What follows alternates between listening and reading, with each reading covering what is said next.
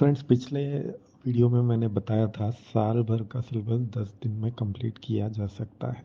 वो कैसे? सिर्फ एक चीज़ बच्चे के हाथ में होना चाहिए। और बदकिस्मती से हमारे स्टूडेंट्स के पास वो चीज़ ही नहीं होती, और वो है डिक्शनरी। आजकल गूगल में भी सर्च कर सकते हैं, लेकिन एक छोटी सी डिक्शनरी बच्चे के हाथ में होना बेहद ज़रूरी है। क्यों? क्योंकि जब वो कोई भी चीज़ पढ़ेगा तो सबसे पहले उसको उस वर्ड का मीनिंग समझना बहुत ज़रूरी है। मैंने बहुत बच्चों को पढ़ाया है। कई नए बच्चे, मैं कुछ पूछता हूँ सवाल, तो वो सवाल को ही नहीं समझ सकते। क्यों? क्योंकि जो वर्ड सवाल में है उसको समझ नहीं सकते, तो फिर उसका आंसर कैसे देंगे? ये 90% बच्चों के साथ स्कूलों में यही हो रहा है।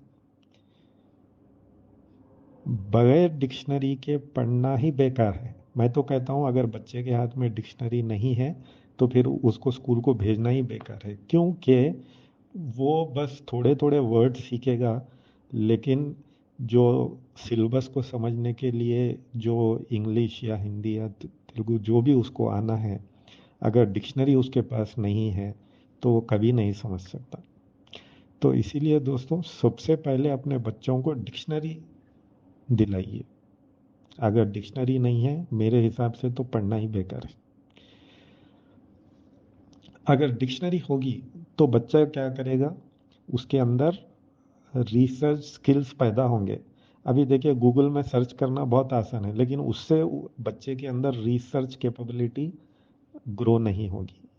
अगर बच्चे को रिसर्च करना आ गया तो वो सारे चीज़ें खुद ब खुद सीख सकता है। और रिसर्च का सबसे पहला स्टेप है हाथ में डिक्शनरी होना। वो कुछ पढ़ा, अगर उसको उसका मीनिंग समझ में नहीं आया तो पहला काम वो क्या करेगा? डिक्शनरी खोल के वर्ड्स को सर्च करेगा। वो वर्ड सर्च करने करने में उसको और दो तीन वर्ड्स के एक्स्ट्रा मीनिंग्स भी मालूम हो जाएंगे। इसे रिसर्च कहते हैं। ये फर्स्ट स्टेप है रिसर्च का। अगर बच्चा रिसर्च करना सीख गया, देन उसको बाकी का सब कुछ, हर पढ़ाई उसकी आसान हो जाएगी।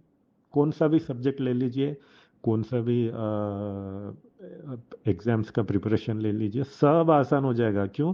क्योंकि उसके पास सबसे अहम चीज़ है डिक्शनरी, जिसके ज़रिए से वो हर अल्फाज को आसानी से समझ सकता है। तो दोस्तों, अपने बच्चों के पास डिक्शनरी रखना मत भूलिए। ये पहला स्टेप है अच्छी पढ़ाई के लिए। अगर आपको और अच्छे टिप्स चाहिए ताकि बच्चे अच्छे से पढ़ सके, तो ये चैनल को ज़रूर सब्सक्राइब करिए और अपने दोस्तों के साथ भी शेयर करिए।